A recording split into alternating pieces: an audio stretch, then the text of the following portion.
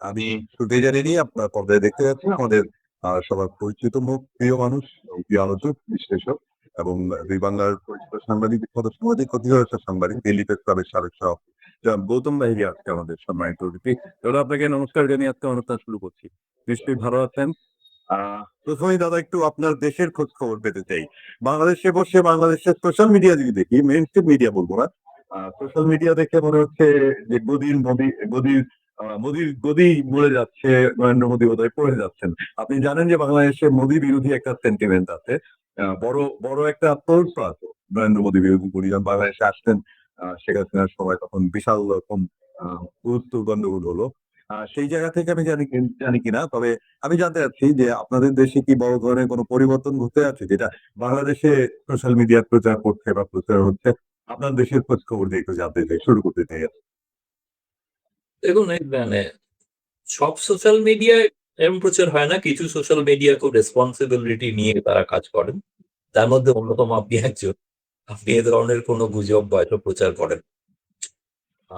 দ্বিতীয়ত হচ্ছে যে মানে যে আন্দোলনটা যে বিষয় নিয়ে হচ্ছে, তাতে নরেন্দ্র মোদী সরকার নিঃসন্দেহে বেকায়দায় আছে। এটা নিয়ে কোনো দ্বিধা নেই বা কোনো বলতে অসুবিধা কিছু নেই।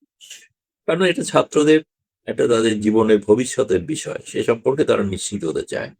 এই আন্দোলনটা তারা এত তীব্র আকারে গড়ে তুলেছে বলেই সরকার নড়ে চড়ে উঠেছে। সরকার উপেক্ষা করে। কিন্তু ভারতে যেটা হয় সেটা হচ্ছে দুটি পদ্ধতিতে সরকার পরিবর্তন ঘটে। এটা এক হচ্ছে যখন লোকসভা ভোট হবে, অর্থাৎ 2029, সে সময় মানুষ যদি বিরক্ত থাকেন এই সরকারের প্রতি, তারা ভোট দিয়ে সেই সরকারকে পরাস্ত করবেন। যেমন ভারতে অতীতে ইন্দিরা গান্ধী থেকে শুরু করে সমস্ত প্রধানমন্ত্রী পরাস্ত হয়েছেন ব্যালটের মাধ্যমে। অথবা দ্বিতীয়ত হতে পারে, যেমন ধরুন অটল বিহারী বাজপেয়ী, বিশ্বনাথ প্রতাপ সিং, সেখানে পার্লামেন্টের মধ্যে বাজপেয়ী যেগুলো পার্লামেন্টের মধ্যে অনাস্থা প্রস্তাব আনা হয়, তাতে এই সরকারের তখন অনাস্থা জানিয়ে, তখন সেই অনাস্থা প্রস্তাব খুব ঐতিহাসিকভাবে একটা ঘটনা ঘটেছিল, মনে আছে নিশ্চয়ই, যে অটল বিহারী বাজপেয়ী এক ভোটে পার্লামেন্টে হেরে গিয়েছিলেন এবং তার সেই এক ভোটে হেরে যাওয়ার পরে তিনি কিন্তু পদত্যাগ করতে বাধ্য হন। তার আগে বিশ্বনাথ প্রতাপ সিং এর বিরুদ্ধে অনাস্থা প্রস্তাব এসেছিল, তিনিও পদত্যাগ করেন। ফলে এছাড়া কিন্তু উম ভারতে কোনো সামরিক অভ্যুত্থান, ভারতে কোনো বাংলাদেশের মতো গণ অভ্যুত্থান, বাংলাদেশে কেউ গণ অভ্যুত্থানের মাধ্যমে প্রধানমন্ত্রীর বাড়িতে ঢুকে পড়া, তো সেখানে দখল করা, এই ধরনের যেগুলো অগণতান্ত্রিক উপায়, অগণতান্ত্রিক উপায় ভারতে কখনো ক্ষমতা পরিবর্তন হয় না, হয়নি, এবং আমার ধারণা আজও হবে না। ভবিষ্যতেও আগামী 100 বছরও হবে কিনা সন্দেহ আছে। ফলে এটা বাংলাদেশে যারা ওটা তুলনা করছেন, কারণ বাংলাদেশের যে আয়তন, সেই আয়তনের 28 গুণ আয়তন হচ্ছে ভারতের। ভারতের এক প্রান্তের মানুষ, তাদের খাওয়া দাওয়া, পরনের অভ্যাস, ভাষা, সমস্ত ভিন্ন। আমি নিজে ভারতীয় হয়ে ভারতীয় বহু ভাষা আমি জানি না, বলতে পারবো না। আমাকে তেলেগু বলতে বললে আমি বুঝবো না, তেলেগু ভাষায় কথা বললে আমি বুঝবো না। আমাদের কমন ভাষা হচ্ছে আইদার ইংরেজি অথবা হিন্দি। ফলে এরকম রকম একটা দেশ, আমাদের যেটাকে বলা হয় ভারত হচ্ছে একটা ইউনিয়ন স্টেটস, মানে প্রদেশের সংযুক্তিকরণ।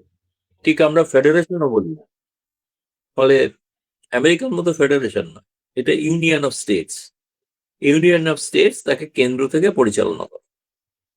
ফলে যেটা বলছেন তার কোনো, মানে আমি বলছি না যে এর ফলে নরেন্দ্র মোদী সরকার কোনো মহা আনন্দে আছেন, এমন কোনো ঘটনা নয়। নিশ্চয়ই বিপাকে আছেন। নাহলে তো দেখুন গতকাল যে ছাত্রদের সঙ্গে যে মিটিং হয়েছে, নরেন্দ্র মোদী তার আগের দিন মাঝরাতে তাকে আবেদন করতে হয়েছে। মানে প্রধানমন্ত্রী নরেন্দ্র মোদীর মতো একজন ক্ষমতাবান প্রধানমন্ত্রী, তাকে মাঝরাতে আবেদন করতে হয়েছে ভিডিও মারফতে, যেটা প্রায় ব্যতিক্রমী একটি ঘটনা। তারপরে ছাত্রদের সঙ্গে বৈঠক হয়েছে, ছাত্রদের শর্তে বৈঠক হয়েছে। ছাত্ররা বলেছিলেন যে আমরা মন্ত্রীর বাড়িতে গিয়ে বৈঠক করব না, কোন নিরপেক্ষ স্থানে এসে বৈঠক করতে হবে। এবং সেই নিরপেক্ষ স্থানে বৈঠক হয়েছে। সেই বৈঠকে 3টি দাবির মধ্যে 2টি দাবি তারা সরকার মেনে নিয়েছেন। এই 2টি দাবির মধ্যে একটা হচ্ছে যাদের বিরুদ্ধে আইনানুগ ব্যবস্থা নেওয়া হয়েছে সরকারের পক্ষ থেকে, সেগুলো প্রত্যাহার করে নেওয়া হবে। দ্বিতীয়ত, যারা এই নিট পরীক্ষার কেলেঙ্কারির কারণে আত্মহত্যা করেছেন, যে 20 জন ছাত্র, তাদের পরিবারকে 1 কোটি টাকা করে ক্ষতিপূরণ দিতে হবে, তো সেটা দেওয়া হবে। এটা সরকার রাজি হয়েছেন। দাবি ছিল শিক্ষামন্ত্রীর পদত্যাগ। সেটা সরকার পক্ষ বলেছেন যে আমরা এখনই কিছু বলতে পারছি না, আমাদের একদিন সময় দেওয়া হবে। সেই সময়টা আজ উত্তীর্ণ হবে। তার মধ্যে গতকাল থেকে যন্তর মন্তরে যেখানে চলছে সুশৃঙ্খল ভাবে নানা ধরনের গান বাজনা স্লোগান এসব চলছে। গোটা দেশে বিভিন্ন জায়গায় আন্দোলন হয়েছে, কলকাতা শহরেও ব্যাপক আন্দোলন হয়েছে এবং আহ, ফলে আমার মনে হয়েছে যে এবং সেই আজকে শনি রবিবার সেখানে আজকের মধ্যে যদি মত সরকারকে জানাতে হবে যে ধর শিক্ষামন্ত্রী পদত্যাগ করবেন কি করবেন না, আর সেটা যদি করেন তাহলে সেক্ষেত্রে স্বাভাবিকভাবে আন্দোলন দিতে হতে পারে। পার্লামেন্টে কিন্তু এই এক সপ্তাহ অচল হয়ে গেছে একই দাবিতে। ফলে পার্লামেন্ট তো চলছে না, এক মিনিটেও কোনো কাজ হয়নি। এইরকম একটা অবস্থা। ফলে স্বাভাবিকভাবে যারা ভারতের সংসদীয় ব্যবস্থা সম্পর্কে যাদের ধারণা নেই তাদের কাছে মনে হচ্ছে বোধহয় সরকার পতন করবে। কিন্তু যেটা বাংলাদেশের মূল স্রোতের মিডিয়া তারা জানেন যে এরকম ঘটনা নয়, সেই জন্য তাদের ওখানে কোনো সেই ধরনের সংবাদ প্রকাশিত হচ্ছে না। কিন্তু যে সংবাদ প্রকাশিত হচ্ছে যে আন্দোলনকারীদের চাপে রয়েছে সরকার, এটা সত্য। বলুন। দাদা, আমি একটু ভিন্ন প্রসঙ্গে যাই। আমাদের দেশের একটা ঘটনা, বড় ঘটনা, সেটা নিশ্চয়ই রিলেট করে কিছুটা ভারতের সাথে। আপনি জানেন বাংলাদেশের রাষ্ট্রপতি মোহাম্মদ শাহাবুদ্দিন তিনি পদত্যাগ করেছেন বা করতে বাধ্য হয়েছেন, যেটাই হয়ে থাকুক। ভেতরকার কোনো কিছু সামনে আসেনি। আলাপ উঠেছিল প্রথমে যে আহ, রাষ্ট্রপতি শাহাবুদ্দিন সাহেবের সঙ্গে, মোহাম্মদ শাহাবুদ্দিনের সঙ্গে আর সাবেক প্রধানমন্ত্রী শেখ হাসিনার টেলিফোনে আলাপ হয়েছে এবং সেই আলাপের সূত্র ধরেই তাকে সরানো হয়েছে। এটা একটা আলাপ। আরেকটা আলাপ আছে যে না, তা না, শেখ হাসিনা যে ডিসেম্বরে ফিরতে চান বাংলাদেশে, এই ঘোষণার ফলে সরকার সর্বোচ্চ সতর্কতামূলক ব্যবস্থা হিসেবে রাষ্ট্রপতি শাহাবুদ্দিনকে সরিয়ে দিয়েছে। আপনার কাছে কি মনে হয়, এবং ভারতের দিক থেকে শেখ হাসিনা যে দখল দেশে আছেন সেরকম কোনো আলোচনা শুনেছেন কিনা? ধন্যবাদ। আপনার সঙ্গে আমার কথা হয়নি তাই, কিন্তু দিন চারেক আগে আমি জানতে পেরেছিলাম যে রাষ্ট্রপতিকে পদত্যাগ করতে বলা হয়েছে এবং ওয়াকরুজ্জামান নিজেও বৈঠক করেছিলেন এবং আমি সেই সংবাদটি আপনাদের অন্য একটি ইউটিউব চ্যানেলে আমি প্রথম বলি 4 দিন আগে। লন্ডন থেকে তিনি প্রচারিত করেন। তারপরে 3 থেকেই সেটা ফেসবুকে যে প্রথম বেশি শোরগোল পড়ে। আহ, এখন সেই সংবাদটা আমার কাছে সংবাদ ছিল দুটি। একটি হচ্ছে যে আমি আসলে খোঁজ করছিলাম যে শেখ হাসিনা যে ফিরে যেতে চাইছেন তাহলে সেখানে তারেক রহমান সরকারের প্রতিক্রিয়া কি কি হতে পারে।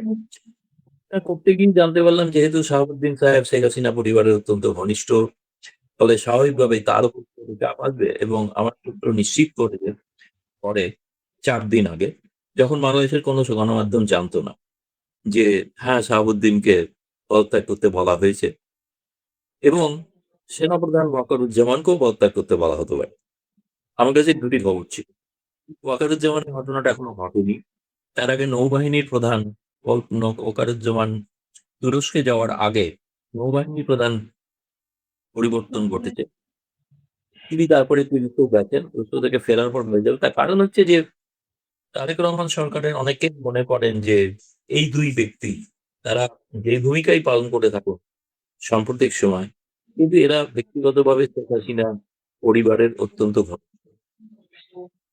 ওয়াকারুজ্জামানের সঙ্গে একটা আত্মীয়তার সম্পর্ক আছে। তবে একটা কথা বলছিল শেখ হাসিনার পক্ষ থেকে বা আমি অনেকবার বলেছি নানা জায়গায়, এই 4ঠা আগস্ট 2024 যেরকম সেনাপ্রধান ঘোষণা করেছিলেন যে যদি হাজার হাজার আন্দোলনকারী জমায়েত হয় তাহলে সেনাবাহিনী কোনো গুলি চালাবে না। কারণ আমি প্রশ্ন তুলেছিলাম যে যদি শেখ হাসিনা যেদিন ফিরবে সেদিন যদি এরকম হাজার হাজার কেন লাখো লাখো জমায়েত হন, মানে আমি যা ফিডব্যাক পাচ্ছি তাই ঘটনা ঘটতে পারে, তাহলে সেদিন সেনাবাহিনী কি গুলি চালাবেন না এরকম কোনো সিদ্ধান্ত নেবেন? তো সেটা ওয়াকরুজ্জামান নিজেও নিতে পারেন। সে কারণে হয়তো তাকে তো পরিবর্তন হলে আমি অবাক হব না আর কি। তৃতীয়ত, আর কি হতে পারে? আর কি হতে পারে বলতে এখনো আওয়ামী লীগকে একটা রাজনৈতিক স্পেস দেওয়ার কথা বিএনপি ভাবছে, কিন্তু সেটা শেখ হাসিনাকে মাথায় রেখে নয়। তো এখন ঘটনা হচ্ছে যে তিনি কিন্তু রাজি কিনা আমি জানি না, শুনেছি তিনি রাজি নন, তিনি শেখ হাসিনার পরিবর্তে দায়িত্ব নিতে রাজি নন। ফলে বিএনপির মধ্যে প্রথমত হচ্ছে সরকারের মধ্যে শেখ হাসিনার ঘনিষ্ঠ যারা তারা হয়তো কেউ তারেক রহমান সরকারের সঙ্গে বিশ্বাসঘাতকতা করবেন এমন নয়, কিন্তু তবুও বলে না যে সিঁদুরে মেঘ দেখলে ডরায় অনেকে, সেই কারণে যে তাদের সরিয়ে দেওয়া এই সময়। তাহলে সরানোর তো কোনো কারণ কিছু নেই। আর ওই রেজিগনেশন লেটারটা সকলেই দেখেছে। তাতে ১ম একটি লাইন মাত্র তিনি হাতে লিখেছেন, বাকি গোটাটাই টাইপ করা। তাই না? সইটা আর ১ম লাইনটা, এই দুটো লাইন নিজের হাতের লেখা। বাকি গোটাটাই টাইপ করা। ফলে এটা আজকের দিনে বুঝতে কোনো অসুবিধা হয় না যে তিনি স্বেচ্ছায় করেছেন, সেটাও লেখা থাকবে। খুবই স্বাভাবিক। কিন্তু আমি জানি ব্যক্তিগতভাবে রাষ্ট্রপতি ভবনে আমার ঘনিষ্ঠ সূত্র ছিল। ফলে আমার প্রণব মুখার্জি লেখা বই তিনি চেয়েছিলেন, তাকে উপহারও পাঠিয়েছিলাম। তিনি পড়েছেন। আমি বলি যে তিনি কিন্তু আপনার শো এবং আমার শো নিয়মিত দেখেন। তো ফলে আমার ইচ্ছা আছে ভবিষ্যতে তার একটা সাক্ষাৎকার নেওয়ার। এখন জানি না সেটা সম্ভব কিনা। এখন তিনি তো আছেন দেশে মুখে। এখন হয়তো নয়। যখন তিনি স্বচ্ছন্দ বোধ করবেন তখন দেখা যাবে। তো যেটা বলছিলাম যে পরিবর্তনগুলো শেখ হাসিনার ঘোষণায় এই কতগুলো ঘটনা যেটাকে উড়িয়ে দিচ্ছিলেন অনেকে বাংলাদেশে। কিন্তু এটা উড়িয়ে দেওয়ার ঘটনা নয়। বেচারা ১ম ক্যাজুয়ালিটি হলেন রাষ্ট্রপতি, ২য় ক্যাজুয়ালিটি আরো কেউ হবেন, ৩য় ক্যাজুয়ালিটিও কেউ হতে পারেন। চতুর্থ হচ্ছে আওয়ামী লীগকেও পরিবর্তন করা যায় কিনা। ফলে এমন একটা অবস্থায় খুবই মানে একটা বলবো যে শেখ হাসিনার ঘোষণায় প্রায় সত্যি মানে এই সরকার কিন্তু সিরিয়াসলি নিয়েছেন। বাকিরা মনে করছেন নাটক। কিন্তু তারেক রহমান সরকার জানেন তারা যে শেখ হাসিনা ঘোষণা যেটা করেন সেটা তিনি করেন এবং করবেন। বলুন কোন নিয়ে হ্যাঁ, দাদা। আমি এই জায়গাটাতেই একটু কনফিউজ মনে হয় যে মানে সেখানে এই ফিরে আসার বিষয়টা কি কোথাও সীমিত হয়ে গেছে, বা মানে এটা যত বড় ঘটনা ঘটার কথা সেই অর্থে কোনো প্রিপারেশন, কোনো ধরনের আয়োজন, ইন্টারনালি কোনো কিছু আরো আগাচ্ছে কিনা, এই বিষয়গুলো কেন যেন একটু ধোঁয়াশা ধোঁয়াশা মনে হয়। দেখুন, এটা ঘটনাটাতে শেষ পর্যন্ত তো একটা ভারত সরকারকে সিদ্ধান্ত নিতে হবে। ফলে এই পরিস্থিতিটা এর মধ্যে যেটা ঘটনা আ সেটা হচ্ছে যে ভারতে সেপ্টেম্বর মাসে ব্রিক শিখর সম্মেলন অনুষ্ঠিত হতে চলেছে। এই খবরটিও ১ম আমি ব্রেক করি। বোথ প্রিন্টে এবং সব জায়গাতেই যে নরেন্দ্র মোদী প্রধানমন্ত্রী তারেক রহমানকে সফরে আমন্ত্রণ জানিয়েছেন এবং ধরুন যদি আসেন। এখনো তারা ঘোষণা করেননি। এবার আমি একটু ক্লারিফাই করে দিই। গতকাল পররাষ্ট্র মন্ত্রণালয়ের ব্রিফিং এ এটা একটা প্রশ্ন হয়েছিল। সে প্রশ্নে পররাষ্ট্র মন্ত্রণালয়ের মুখপাত্র বলেছেন, "এ বিষয়ে আপনাদের পরে জানানো হবে।" এখন তিনি ডিনাই করেননি। কিন্তু পরে জানানো হবে এই কারণেই যেহেতু এটা সেপ্টেম্বর মাস হবে, বহু দেরি আছে। ফলে সফরের সেই শিখর সম্মেলনের আগে হয়তো ঘোষণা করা হতে পারে কারা আসবে। এখন তারেক রহমানকে আমন্ত্রণ করাটা ব্যক্তিগত প্রধানমন্ত্রী বা ব্যক্তিগত তারেক রহমানকে নয়। এই মুহূর্তে বাংলাদেশ হচ্ছে বিমস্টেকের পৌরোহিত্য করছে। এর আগেও ২০১২ সালে ভারতের গোয়াতে ব্রিক্স সম্মেলন অনুষ্ঠিত হয়েছিল। তখন শেখ হাসিনা প্রধানমন্ত্রী ছিলেন এবং তাকেও আমন্ত্রণ জানানো হয়েছিল। ফলে সেই পরম্পরা অনুসারে তারেক রহমানকে আমন্ত্রণ জানানো হচ্ছে। এখন ধরুন শেখ হাসিনা যাবেন ডিসেম্বরে। তার আগে সেপ্টেম্বরে তারেক রহমান দিল্লি আসবেন ব্রিক্সের সম্মেলন উপলক্ষে। সেখানে কি মোদী বা তারেক রহমানের মধ্যে এমন কোনো আলোচনা হবে না যেটাতে আওয়ামী লীগ প্রসঙ্গ থাকবে? নিশ্চয়ই আলোচনা হবে। ফলে সেই আলোচনার ভিত্তিতে অনেকটা নির্ভর করবে শেখ হাসিনা কিভাবে ফিরবেন। ফলে এখন তো তারেক রহমান সরকার তারেক রহমানকে সিদ্ধান্ত নিতে হবে, যেটা গতকাল পরশুদিন আপনাদের প্রতিমন্ত্রী যেটা বলেছেন যে চিঠি আমাদের কাছে এসেছে। আমরা প্রধানমন্ত্রীর কাছে পাঠিয়ে দিয়েছি। ফলে প্রধানমন্ত্রী সিদ্ধান্ত নেবেন। ফলে যেহেতু প্রধানমন্ত্রী এখনো কোনো সিদ্ধান্ত ঘোষণা করেননি, সেই কারণে ভারতের পররাষ্ট্র মুখপাত্র সরাসরি স্পষ্ট আগ বাড়িয়ে কোনো জবাব দিতে চাইছেন না। জি, দাদা আমি একটা বলছেন যে সীমিত ব্যাপার। এটা একটা নেগোসিয়েশন ছাড়া ফেরা সম্ভব নয়, এটা সকলেই জানে। একটা নেগোসিয়েশন কিছু একটা হতে হবে। সেই নেগোসিয়েশন এর আপনাকে একটা পথ বললাম। একদিকে যেমন তারেক রহমান সরকার তার প্রশাসন থেকে তথাকথিত হাসিনাপন্থী অনুরাগীদের অপসারণ করবেন। তৃতীয়ত শেখ হাসিনা আওয়ামী লীগ সম্পর্কে একটা অন্য বার্তা দেওয়ারও চেষ্টা করেছেন, রাজনৈতিক বার্তা। যে শেখ হাসিনা নয় অন্য কেউ দায়িত্ব নিলে তারা দিতে পারেন জায়গা। তৃতীয়ত এই আলোচনায় ভারতের সঙ্গে আলোচনায় প্রসঙ্গ উঠলে সেটা কোন দিকে গতিমুখ নেবে তার উপর একটা নির্ভর। প্রস্তুতি যদি বলেন আপনার এক্ষেত্রে প্রস্তুতি কিন্তু দেখি না ৪-৫ দিন ধরুন আপনাদের তো মেটিকুলার ডিজাইন হলো আন্দোলনটা তো জুলাই থেকে শুরু হয়েছিল না ২০২৪ মেটিকুলাস ডিজাইন ইউনূস যে মেটিকুলাস ডিজাইন তৈরি করছিলেন অনেক একদিন ধরে না। অ্যাকচুয়ালি বাংলাদেশে পট পরিবর্তনের শুরু হয় 2012 থেকে। যেদিন থেকে ইউনূসের বিরুদ্ধে শেখ হাসিনা মামলা করার সিদ্ধান্ত নেয়। ক্লিনটন এসেছিলেন, হিলারি ক্লিনটন বলেছিলেন মামলা যেন না হয়। ফলে এটা অনেক দিনের প্রচেষ্টার পর শেষ পর্যন্ত শেখ হাসিনা তাকে অপসারণ করতে পেরেছেন। তার জন্য তো একটা সামনে কিছু দেখানো দরকার। ফলে সেইটার জন্য একটা জুলাই আন্দোলন। তো জুলাই আন্দোলনের পরিণতি আগস্ট। ফলে সময় চলে যেত 1.5 মাস। আপনি যদি আক্ষরিক অর্থ দেখেন। এটা তো ডিসেম্বর হয়তো নভেম্বর থেকে সেরকম কিছু শুরু হতে পারে। অক্টোবর থেকে শুরু হতে পারে যে প্রেয়ার প্রস্তুতি ব্যাপারটা। এটা এখনো প্রকাশ্যে নয়। এর মাঝখানে শেখ হাসিনা তার মতামতগুলো বিভিন্ন পশ্চিমা সংবাদ মাধ্যমকে দিতে শুরু করেছেন। রয়টার্স ছাড়াও আরো অনেকে দিয়েছেন। হয়তো আগামী দিনে সেগুলো প্রকাশিত হলে আমরা জানতে পারবো তিনি কি ভাবছেন বা নতুন কথা কি বলেছেন। পূর্ণিয়া স্যার। দাদা, সাজিও গুরুর ট্যুর আপনি জানেন, এবং বাংলাদেশে মেইনস্ট্রিম মিডিয়া না, সোশ্যাল মিডিয়ায় একটা আলাপ আছে। ইভেন সিনিয়র অনেক জার্নালিস্ট যারা সোশ্যাল মিডিয়ায় কথা বলেন তারাও বলছেন যে সাজিও গুর বা আমেরিকান মানুষজনের সঙ্গে শেখ হাসিনার একটা যোগাযোগ হচ্ছে ভারতে, বা দেখা সাক্ষাৎ হচ্ছে, এরকম আলাপ একটা বাংলাদেশে আছে। এই সাজিও গুরের ট্যুর এবং শেখ হাসিনার সাথে কি আমেরিকার কোনো যোগাযোগ হয়েছে কিনা, এই বিষয়ে কি আমাদেরকে কোনো ধারণা দিতে পারেন? আপনার আপনার প্রেডিকশন থেকে অথবা আপনার ধারণা। আমার আমার কাজ হচ্ছে সাংবাদিক হিসেবে ঘটনাগুলি বিশ্লেষণ করা।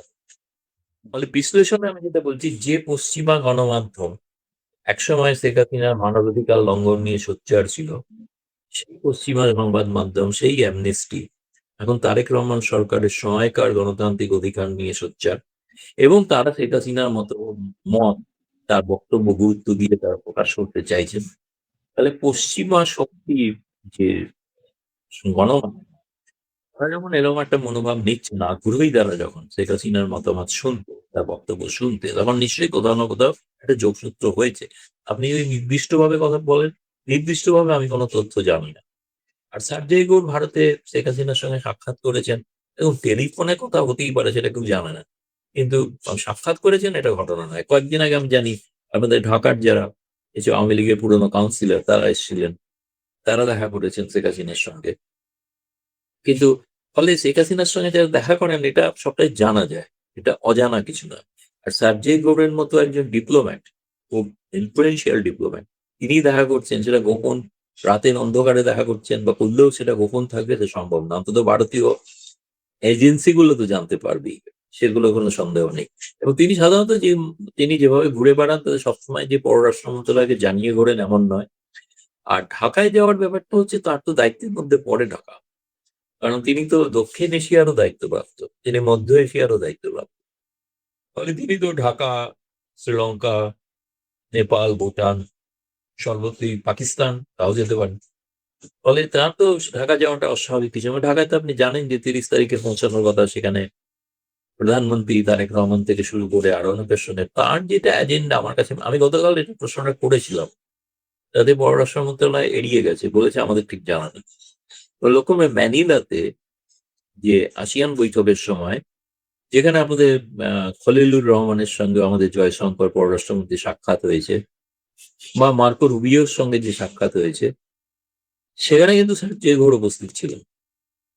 ম্যানিলাতে তিনি কিন্তু ছিলেন, এবং ম্যানিলায় তিনি যখন ছিলেন তিনি সব আলোচনারই তিনি সাক্ষী, তিনি জানেন। তারপরেই তিনি খলিলুর রহমানকে জানিয়েছেন তিনি কি করতে চান, এবং খলিলুর রহমানের জন্যই তিনি কিন্তু সফরের সময়সূচি ঠিক করেছেন যাতে খলিলুর রহমান ঢাকায় থাকেন, সেই কারণে।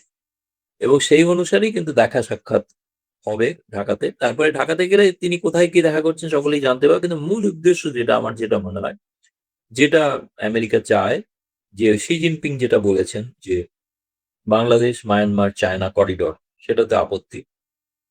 তৃতীয়ত হচ্ছে যে চীনের সঙ্গে যতটা সম্ভব ব্যবসায়িক সম্পর্ক থাকুক, সেটাতে আপত্তি কারুরই নয়, ভারতেরও নয়, আমেরিকারও থাকবে বলে মনে হয় না। কিন্তু এমন কোনো স্ট্র্যাটেজিক সম্পর্ক যেন না তৈরি হয় যে স্ট্র্যাটেজিক সম্পর্ক সম্পর্কে আমেরিকার আপত্তি থাকবে। এ ব্যাপারে ভারত যুক্তরাষ্ট্র সহমত। ফলে চীনকে ঠেকিয়ে রাখার ব্যাপারে সহমত দুটি দেশই।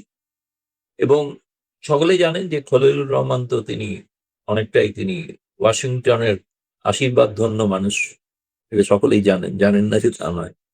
যার কারণে না হলে তিনি জাতিসংঘের সভাপতিও হতে পারতেন না। ফলে খুব ইন্টারেস্টিং সময় আসছে বাংলাদেশের জন্য, এ বিষয়ে কোনো সন্দেহ নেই। ঠিক এরই প্রেক্ষাপটে শেখ হাসিনার প্রতি দেখুন, আমেরিকা কিন্তু তাদের দেশেও কিন্তু নির্বাচন আসুন সেনেট, ফলে তাদেরকেও দেখাতে হবে যে তারা গণতান্ত্রিক মূল্যবোধে বিশ্বাস করেন। তারা বাংলাদেশের এমন একটা সরকারকে সমর্থন করছেন যেখানে আওয়ামী লীগের কোনো স্পেস নেই। ফলে সেটা কিন্তু তার দেশে প্রশ্ন উঠতে পারে। ডেমোক্র্যাটদের সঙ্গে তাদের ফারাক আছে। রাজনৈতিকভাবে, আদর্শগতভাবে ফারাক আছে। ডেমোক্র্যাটরা থাকাকালীন তারা আওয়ামী লীগকে পছন্দ করে না। ডেমোক্র্যাটরাই বলা যেতে পারে শেখ হাসিনা উৎখাতে একটা বড় ভূমিকা পালন করেছিলেন। ইউএস এইড যে পাঠিয়েছিলেন, সেই এইড ট্রাম্প এসে বন্ধ করে দিয়েছে সব। এখনকার মতো দেওয়া হয় না। মার্কিন দূতাবাসে জামায়াত সহ বহু ৪৮ জন যে কর্মী নিয়োগ হয়েছিল তাদের অধিকাংশকেই এখন সরিয়ে দেওয়া হয়েছে। ১-২ জন আছেন, সিনিয়র লেভেলে আছেন। বাকিরা নেই। ফলে এক্ষেত্রে একটা খুব আমি বলছি যে ট্রাম্প প্রশাসনের দৃষ্টিভঙ্গি বাইডেন প্রশাসনের দৃষ্টিভঙ্গি থেকে ডিফারেন্ট, আলাদা। সেটা আমি ফোরকাস্ট করতে পারবো না। সেটা উনি ঢাকায় গেলে তখন কিভাবে কথা বলছেন, মিলিত হবেন, সুশীল সমাজের সঙ্গে মিলিত হবেন, টাউন হল করতে পারেন, সমস্ত রাজনৈতিক দলের সঙ্গে দেখা করবেন। এখন দেখা যাক সেটা কি দাঁড়ায়। দাদা, আমি সবশেষে একটা প্রসঙ্গে একটু আপনার মতামত জানতে চাই। সেটা হলো, বাংলাদেশে এরকম একটা ব্যাপার আছে, যেমন বিএনপি যদি বলি যে ২৪-এর পরে কোন সময়ে অত বেশি ভারত বিরোধী বক্তৃতা দেয়নি বিএনপি মানুষজন, মিড লেভেলে দিয়েছে। আর এর আগে শেখ হাসিনা পতনের আগের সময়টা, বছর খানেক সময়টা, বিএনপি খুব শক্তভাবে ভারত বিরোধী বক্তৃতা দিত। এখন যে রাষ্ট্রপতি শাহাবুদ্দিন সরানো হচ্ছে বা অন্যান্য যাদেরকে সরানো হচ্ছে, এমন একটা ধারণা অনেকের মধ্যে আছে যে এটা শুধু আওয়ামী লীগের লোক না, ভারত সংশ্লিষ্ট বা ভারতের সঙ্গে যাদের যোগাযোগ আছে, ভারত যাদেরকে পছন্দ করে, এমন মানুষজনও কি সরানো হচ্ছে কিনা আপনার কি মনে হয়? বাংলাদেশকে বিএনপি সরকার এসে ভারত ঘনিষ্ঠ মানুষদেরকে গুরুত্বপূর্ণ জায়গা থেকে সরাচ্ছে কিনা? আপনার কাছে কি এরকম মনে হয় কিনা? এটা মনে হতো, আমি নিশ্চিত হতাম যদি আপনাদের স্বরাষ্ট্রমন্ত্রীকে সরিয়ে দেওয়া হয়। কিন্তু ৯ বছর ভারতে ছিলেন রয়ের তত্ত্বাবধানে। তিনি তো বহাল তবিয়তে আছেন না। ফলে ভারতপন্থী মানুষ ক্যাবিনেটে আছেন। আমি এখনো বিশ্বাস করতে রাজি নই যে ভারতপন্থী বলে সরিয়ে দেওয়া হচ্ছে। দাদা, ঠিক আছে দাদা, থ্যাংক ইউ ভেরি মাচ। আজকে এই অনুষ্ঠান আমি এখানেই শেষ করতে চাই। ভালো থাকবেন, সুস্থ থাকবেন, নমস্কার।